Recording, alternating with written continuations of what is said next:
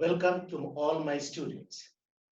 Today we shall be discussing how to determine the equilibrium level of national income by using Keynesian approach. In my last lecture, I discussed about the equilibrium level of national income determinations by using AD and AS approach, that is aggregate demand and aggregate supply approach. Today, we shall discuss about the saving and investment approach. That means by using the saving and investment approach, how to determine the equilibrium level of national income. So let's see that one. So for this one, first of all, we shall discuss some assumptions of this approach. So let's see some assumptions of this model.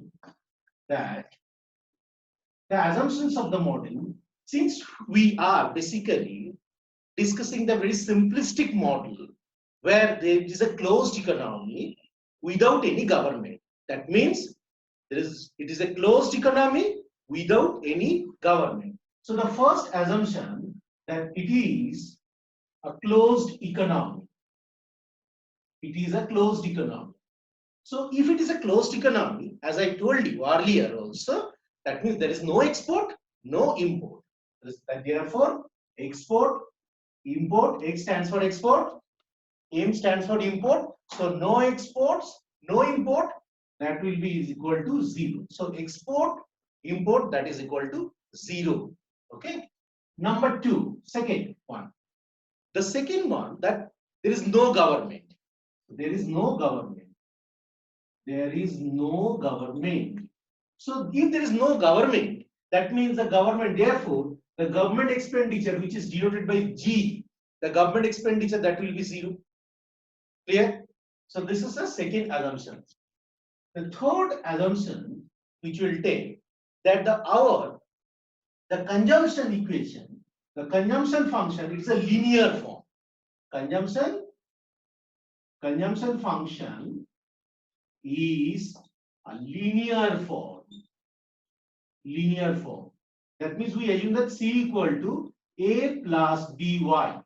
So as I already described in my last video also, that A means the autonomous investment and BY is the induced investment.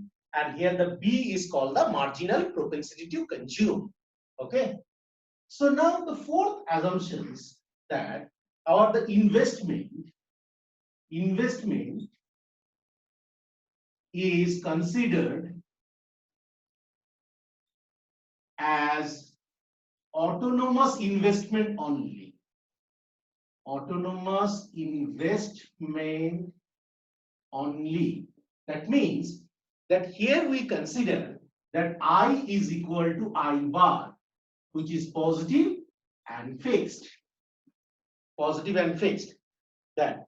So we consider here I equal to I bar in this case. So although that there are two parts of the investment, one is called the autonomous investment and another one is called the induced investment, but here for the sake of simplicity, we assume that I is equal to I bar. Clear? And the aggregate supply, the fifth assumptions that would be that our fifth assumption that aggregate supply, aggregate supply AAs. Aggregate supply is denoted by the total production or the total income. Aggregate supply is denoted by the total production or total income. That means the total income means we can denote it by the national income. Okay. So aggregate supply is equal to the total national income. That is a Y here. Now what the equilibrium requires? For equilibrium, we know that equilibrium requires AD is equal to AS. That is aggregate demand should be equal to the aggregate supply. Now what is the aggregate demand part? That aggregate demand number 6, that our aggregate demand is denoted by that C plus I. Aggregate demand is denoted by C plus I because G, X, M all are 0 here. Okay. So for equilibrium, for NI, national income equilibrium, that what we require that AS is equal to AD, aggregate supply is equal to aggregate demand. Okay. So now aggregate supply is what? Aggregate supply is Y, aggregate demand is C plus I. Okay. So therefore, that if we consider that y minus c is equal to I, it's simple. Now y minus c, national income minus the aggregate consumption expenditure, that gives you the savings. Income minus consumption. Let's say that income is 100 crore rupees and the consumption is 80 crore rupees. So 100 crore rupees income, 80 crore rupees is the consumption. That means the saving will be 20 crore rupees. So this is equal to savings. A is equal to I. So the national income equilibrium that we can see from other point of view, that is a saving is equal to investment. Saving is equal to investment. Now let's see that the saving is equal to investment. That if we go further, that one more, that the states that A is equal to what I said, that A is equal to Y minus C. Okay. Now Y, C is what? C is A plus BY. C equal to A plus BY. Okay, linear consumption, that equation. So now, therefore, S is equal to minus A plus, we take common here, 1 minus B, Y. This is the saving equation. Now, this saving equation, it is also a linear form. It is a negative intercept, and this is the slope of the saving equation, 1 minus B. So, intercept is equal to minus A, which is negative, and the slope is equal to 1 minus B, which is, so this, remember, this 1 minus B, this value is more than 0 but less than 1. Why it is more than 0? Because P value, which is more than 0 but less than 1, always a positive fraction. That's the reason why 1 minus B, that will be also a positive fraction. So the slope of the savings line, that is positive but flatter than 45-degree line, because it is less than 1. Okay, so if I draw the savings curve, then it would look like, so come to this one, graphical representation of the savings curve. So we see that graphically that saving is equal to minus A plus 1 minus B into Y. So therefore, saving line is an upward sloping straight line,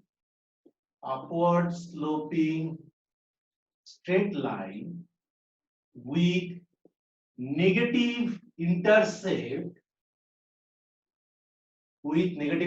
but flatter than 45-degree line.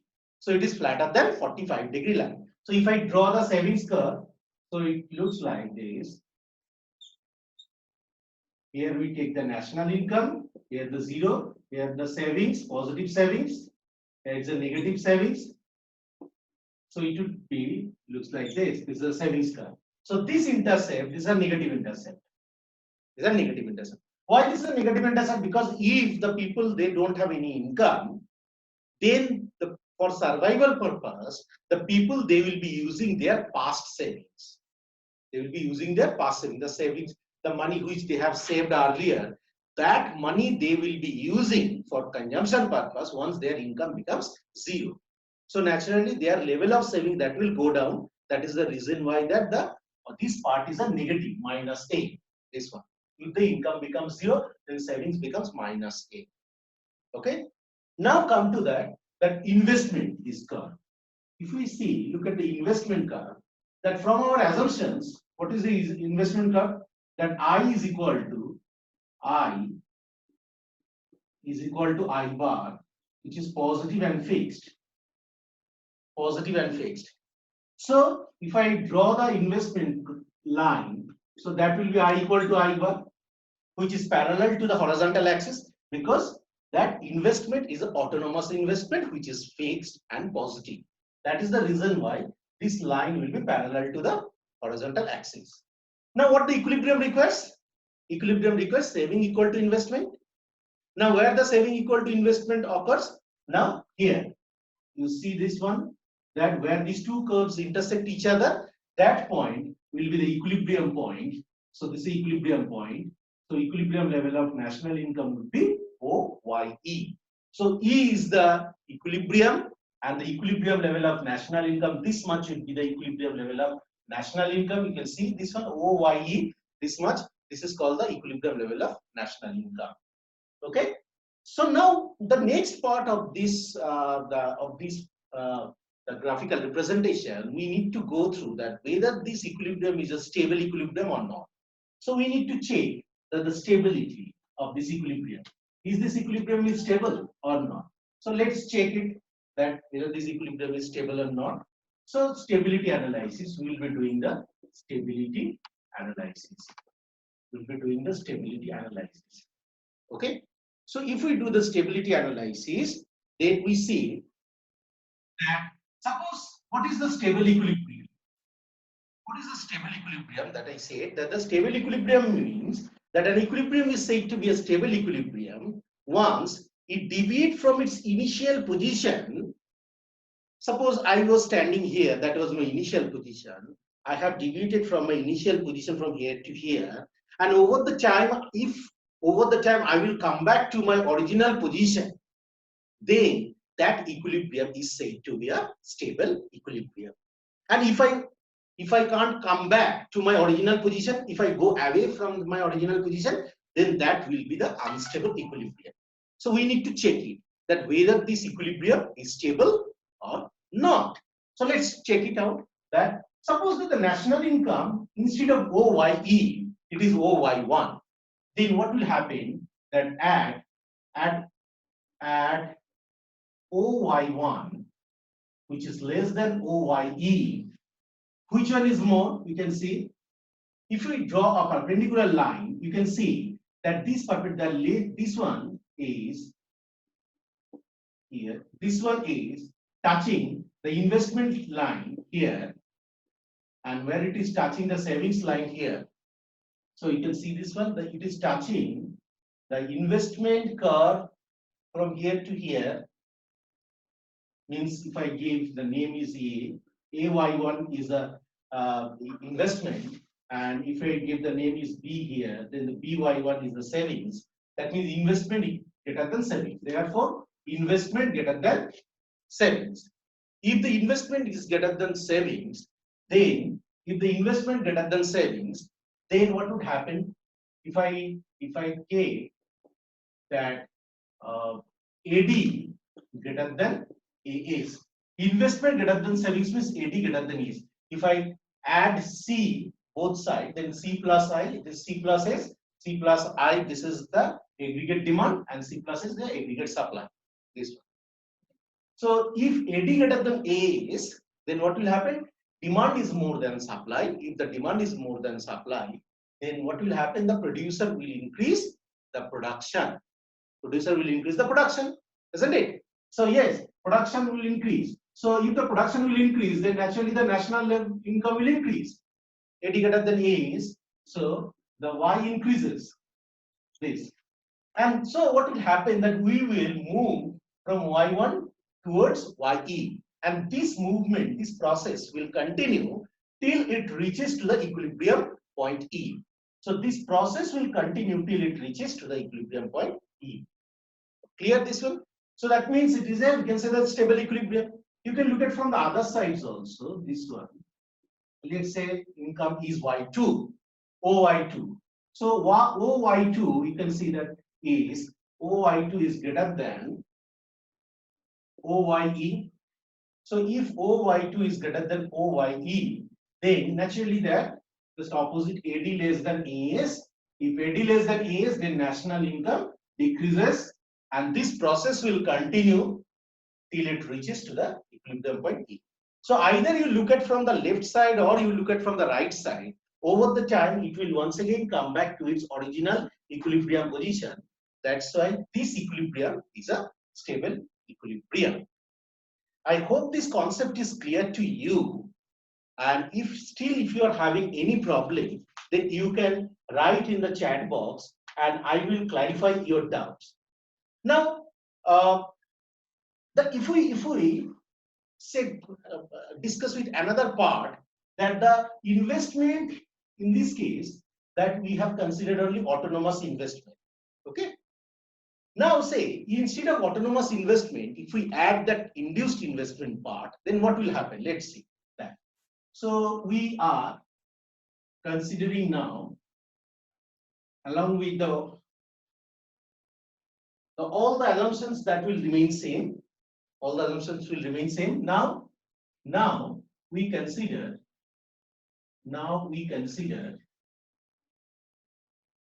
I equal to I bar plus, let's say, V into I.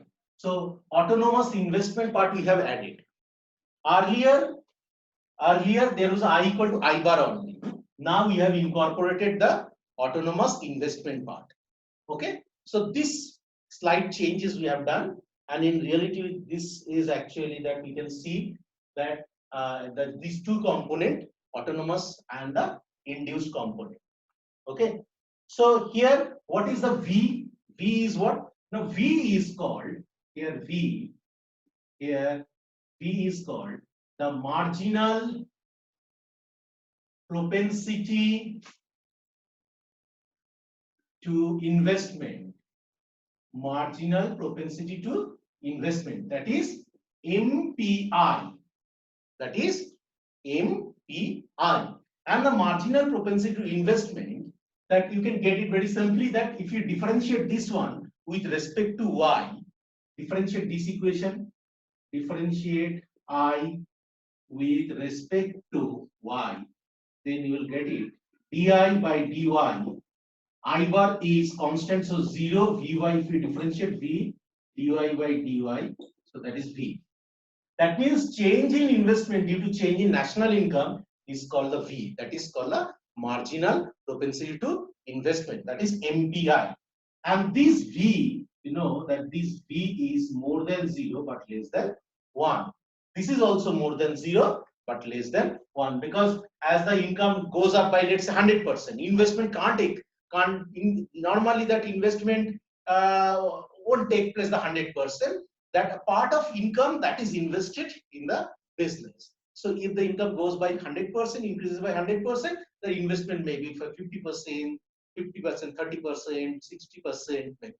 Okay. So the numerator value is always less than the denominator. That's the reason why that this is less than 1, but this is always positive. Now, if we draw the diagram of the investment curve, then how does it look like that? So see that since I equal to I bar plus Vy, so that investment curve, and I bar is autonomous investment. So investment curve will be upward sloping straight line,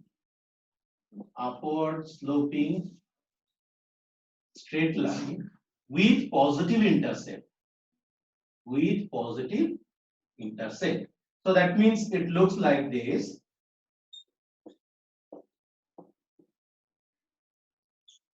This is the investment curve, and this one is the I bar, autonomous investment. Okay. Now, if I explain the equilibrium by using this investment approach, that is I bar plus Vy approach, then how and where the equilibrium will be achieved? Let's see this one in the diagram. That in this case, now for this case, that if we draw once again, this is the saving and investment we'll be drawing here. This is a saving, but this is a negative part. This is a positive here. This is a income, and you know this is our that saving curve, which is a negative intercept but upward sloping, and this one is our investment curve. This is also upward sloping with positive intercept. Now these two intersect this point. This is the equilibrium point, and naturally the equilibrium level of national income will be OYE here. So this is a slight difference with the previous one. That, and once again that you can explain the stability analysis, that if the income is OY1, which is less than the equilibrium level of national income, then gradually in the same logic that level of national income will increase because that AD greater than AS, and over the time that we will reach to the equilibrium point, and this process will continue till we reach to the equilibrium level. Similarly, for this case also, that here for OY2 level of income, A is greater than AD. So that aggregate supply is since greater than aggregate demand, so the production will decrease, national income will decrease, and this process will continue till it reaches to the equilibrium point E. So I think this concept is clear to you, that how the equilibrium level of national income is determined by using the saving and investment approach. Now we see that another part, that is a relationship between the MPC and MPI. That if we look at the relationship between MPC and MPI, that relationship between MPC and MPI, marginal propensity to consume and marginal propensity to investment. Okay. Now, what is the by national income equilibrium? What do we know? By NI equilibrium, by national income equilibrium, that AS equal to AD. AS means Y, AD means C plus I. Okay. Now we differentiate with respect to Y. Differentiate with respect to Y. So if we differentiate with respect to Y, then it would be this becomes dy by dy becomes 1, and dc by dy, that becomes the MPC. What is the MPC? Change in consumption. MPC, look at this one. MPC means change in consumption. DC, you can consider it as a del also. Okay. Although there is a little bit difference between the D and delta, but for the time being, you can assume that here it is a change in consumption due to change in national income. Is called the marginal propensity to consume, and this change in investment due to change in national income is called the marginal propensity to investment, MPI. So that means MPC plus MPI is equal to 1. Okay, or we can say that MPC is equal to 1 minus MPI. This we can say. So what will happen, that if the MPI increases, MPC decreases, isn't it? Or that if the MPC increases, then MPI decreases. So there is that inverse, both are moving at opposite directions. That if one increases, then another will decrease. Okay. This is a common logic, is that if the consumption level will increase, then savings will fall. If the savings will fall, investment will fall. So if one increases, then another will decrease. Inverse relation. So this is one, the relationship between MPC and MPI. Now you see that there is another relationship between MPC and MPAs also. So relationship between MPC and MPAs, we see here that at national income equilibrium, what we can say that the at NI equilibrium,